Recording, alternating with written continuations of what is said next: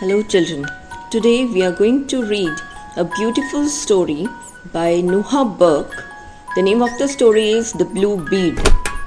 Children, Noah Burke was a well-known English novelist and she is famous for her descriptions of life in India during early 20th century. Her father was a forest officer in India and therefore she spent her early childhood traveling through the Indian forests. She drew inspiration for her writing from these early experiences. The Blue Bead is a story of a 12-year-old Indian girl who saves the life of a Gujar woman from the crocodile. The story begins with a detailed description of the crocodile before shifting to Sibya's perspective. So let's begin with the story. From deep water came the crocodile, out of black water, curved with whirlpools and into the frill of gold shallows by the stepping stones. So in the beginning we have the description of the place where crocodile is living.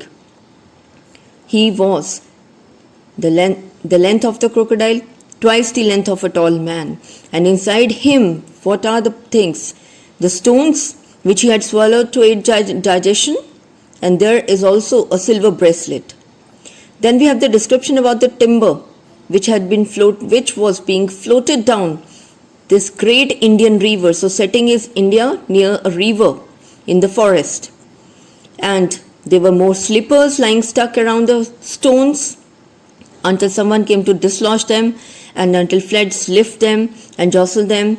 Then crocodile had no need to hide himself, it's told, because he has come to rest over there in the glassy shallows among logs, balanced on tiptoe on the rippled sand with only his raised eyes and raised nostrils. Around him, what is the scenery around him? Broad sparkling water travelled between cliffs and grass and forested hills. A jungle track. We have a Indian word here, Hindi word, which is used by the writer deliberately. Track came out of the scrub each side down to the sun-whitening stepping stones on which a little flycatcher was flirting and trailing along. So beautiful scenery is given around of the place. The track going into the forest, because there are no roads over there, there would be only tracks. The mugger. The mugger is the name given to the crocodile, indicating, actually it is a metaphor used by the story writer Noah Burke, and it indicates that this crocodile is a threat to everyone. So mugger is an appropriate metaphor used here. Blackish brown above, yellowish white, and lay motionless, able to wait forever till food came. Then this is further described as antediluvian saurian. Children, antediluvian means belonging to the time before biblical flood. And prehistoric juggernaut. Prehistoric again, existing from the very old time. Ferocious, formidable, powerful, able to threat someone. A vast force in the water, propelled by the unimaginable, irresistible power of the huge tail, lay lapped by ripples, a throb in his throat. And what about his mouth? Running almost the whole length of the head. It was closed and fixed in that evil bony smile, as if crocodile was smiling. Where the yellow underside came up to it, it was tinged with green. Coming to the next page. From the day perhaps 100 years ago when the sun had hatched him in a sandbank. So it is an assumption which is given here when this crocodile was hatched. He had broken his shell from the egg and got his head out and looked around, ready to do what? At that time also it was ferocious. He was ready to snap at anything. He was hungry then also. So he was even fully hatched, before he was even fully hatched. From that day when he had at once made for the water, ready to fend for himself immediately, where had he lived? He had lived by his brainless craft and ferocity. That is how he's been living for now. Escaping the birds of prey. At that time when he was very small, he escaped the birds of prey and the great carnivorous fishes that were in the habit of eating baby crocodiles. He had prospered, he had lived, he had been catching food he needed, he was storing it till putrid. Putrid means got rotten. This is the habit of crocodiles. They would get all the food and they would save them in the holes in the bank of the river. Then tepid water to live in and plenty of, tepid is lukewarm water to live in, he prefers to live in, and plenty of rotten food grew him to his great length. Now we have the description about this hugeness, humongous crocodile, you can say, the magnificence of this body of the crocodile. Now nothing could pierce the inch-thick armored hide. Not even bullets can pierce. Or the rifle bullets they would bounce off. Only the eyes and the soft underarms, they are the soft targets. He lived well in, where did he live? He lived well in the river, sunning himself in the sun, sometimes with other crocodiles, muggers, as well as long-snouted fish-eating gharials. The variety of crocodiles that we have in India, they are named here. On warm rocks he would be there, and he would be found on the sandbanks where the sun dried the clay on them quite white. See the beautiful description of the sandbank, and where they could plop off into the water. Plop off, they would walk and they would just not jump. So simply they would plop off into the water with a slight movement into the water, in a movement if they are alarmed. The big crocodile. Now this whole paragraph is about their feeding habits. So what do they feed on? Fish, deer, monkeys that came to drink water, duck. Sometimes here he fed on pie dog full of parasites, or skeleton cow. Even if there are burning ghats around where the dead bodies are burnt, if they find half-burnt bodies of Indians cast into the stream, they would devour on them, they would eat these bodies. Then besides him, in the shawl as he lay waiting, glimmered a blue gem. Now children, we are coming to the title of the story. After these two long page description of the crocodile, we are coming to the title of the story. So it is a blue gem which is there near the crocodile. It was not a gem, though it was a sand-worn glass. So what is it actually? It's not a gem. It was once a glass which kept rolling in the river water for a long time. By chance it was perforated, had a hole in it, and now it seemed that it had come from the neck of the bottle, but now it is a blue bead.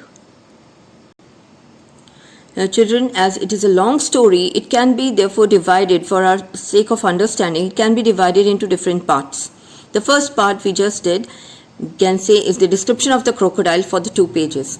The next page we have, you can say, is part 2, where we have the beautiful description of Sibia, the main character of the story. So where does she live? She lives in a noisy village and in the mud house, and she is a little girl, a thin, starveling child she's even dressed in the earth-colored rag, and she had a rag and which she has cut into 2 to make skirt and sari. And Sibia was eating something. So to show how the poor life she was living, shows that she was eating the last of her meal. What was it? Chapati, again the Hindi word, wrapped round a smear of green chili, rancid butter, the raw butter, and she had also divided it into 2 so that it seemed more. And she was showing her straight white teeth. Then we have the description of Sibia, beautiful girl, ebony hair, great eyes, skin of oiled brown cream, happy, immature child of women, 12 years old, barefoot, and often goosey cold feet on winter morning. But she is born to toil, very important, she is born to toil. Next paragraph again describes the poor Sibia's condition, where she has no money at all. She never owned anything but a rag, and she never owned even 1 anna. Not a pice, not a pie, the old money. Remember, the story was written around 1920. So she had not even a pie, not a pice to buy, or say even handful of blown glass beads. So that shows what she longed for, what she wishes for, glass beads. And she would even long for thin glass bangles that the man kept on a stick to sell. But she has no money to buy these things. But it's not that she is living in this condition and she does not know anything good. She knew what finery was. Again, a very important line. She knew the fine things in the life. How does she know about it? Because she goes to the bazaar with her parents. Jungle, bazaar, again, Hindi words we have in the story. She had been with her parents, brothers, all through the jungle. She had gone to the little town which is far away, crossing the rails. As she had walked through all the milling people. Now, what kind of people were around? What kind of people she had around her? Milling people. A mill was there, so people who were working in the mills. Then dogs and monkeys full of fleas. The idling, gossiping, bargaining humanity, spitting beetle juice. And they can hear the bell of the sacred bull clonking her lumped along through dust and hubbub. So, they are poor people, but they are somehow very dirty. They don't live a good life. They don't live a clean life. And then we have this clonking auditory image here. So we have beautiful image shown by the writer Noah Burke. So very beautifully she has used her artistic skill in creating these pictures. So Sibya, how does she know finery? She had paused many a times, amazed herself. She was astonished before the sweetmeat, the sweet stall where she had gone in the market in the town. She had seen the brilliant honey confections, but they were also with dust and fleas and the flies. And they smelled wonderful. But along with that, there was the smell of drains, humanity, cheap cigarettes. At home, she has tasted. It's not that she had not tasted any sweet.